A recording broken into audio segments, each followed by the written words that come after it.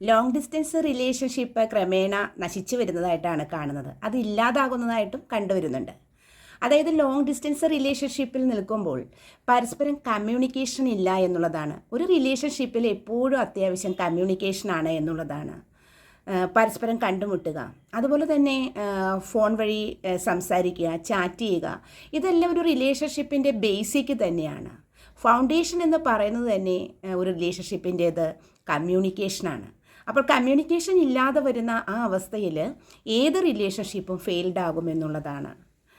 ചില റിലേഷൻഷിപ്പിൽ ആളുകൾ പിന്നീട് കോണ്ടാക്റ്റ് ചെയ്യാം, അല്ലെങ്കിൽ പിന്നീട് കണ്ടുമുട്ടാം, പിന്നീട് സംസാരിക്കാം, ഇപ്പോൾ തിരക്കല്ലേ എന്ന് ചിന്തിക്കാറുണ്ട്. പക്ഷേ ആ തിരക്കുകൾ ജീവിതത്തിൽ ആവർത്തിച്ച് വരികയും പിന്നീട് കമ്മ്യൂണിക്കേഷൻ ചെയ്യാനുള്ള ആ താല്പര്യം ക്രമേണ ഇല്ലാതായിട്ട് വരുന്നതുമായിട്ടാണ് നമ്മൾക്ക് കണ്ടുവരുന്നത് പൊതുവെ.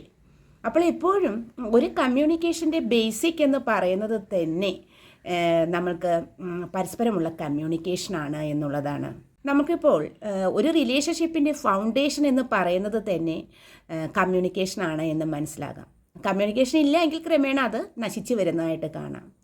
അവിടെ താല്പര്യം കുറഞ്ഞു വരുന്നതായിട്ടാണ് കാണുന്നത്. പിന്നെ അവർ വേറൊരു ഡയറക്ഷനിലേക്ക് മൂവ് ചെയ്യാൻ തുടങ്ങും. എന്നാൽ ചില ഫാമിലികളിൽ അങ്ങനെയല്ല. ഫാമിലികളിൽ ചിലപ്പോൾ കപ്പിൾസ് തമ്മിൽ വഴക്കിടുകയാണ്, പെട്ടെന്ന് തന്നെ വഴക്ക് മാറി വീണ്ടും ഒരുമിക്കുന്നത് കാണാം. പക്ഷേ ചില ഫാമിലിയിൽ കൂടപ്പിറപ്പുകൾ തമ്മിലോ പാരൻസ് തമ്മിലോ ഹസ്ബൻഡ് ആൻഡ് വൈഫ് തമ്മിലോ പരസ്പരം മിണ്ടാതിരിക്കാറുണ്ട്.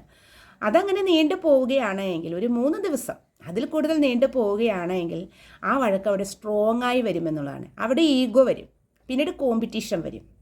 അപ്പോൾ ഒരാൾക്ക് ഒരാളെ ശരിക്കും കീഴ്പ്പെടുന്നത് ഇഷ്ടമല്ലാത്ത ഒരവസ്ഥ വരും.